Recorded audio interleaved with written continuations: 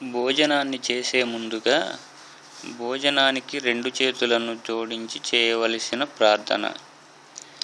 అన్నపూర్ణే సదాపూర్ణే శంకర ప్రాణవల్లభే జ్ఞాన వైరాగ్య సిద్ధ్యర్థం భిక్షాందైః చ పార్వతీ మాతా చ పార్వతీ దేవి పితా దేవో మహేశ్వరః బాంధవా శివభక్తశ్చ స్వదేశో భువనత్రయం అని ప్రార్థించి భోజనం చేయాలి. ఇలా చేయడం వలన ఆరోగ్యంగా, రోగాలు లేకుండా, దృఢకాయం, తేజస్సు, కాంతి కలిగి, సాధు స్వభావం, దైవభక్తి కలిగి ఉండటమే కాకుండా ఆయుర్దాయం కూడా వృద్ధి చెందుతుంది.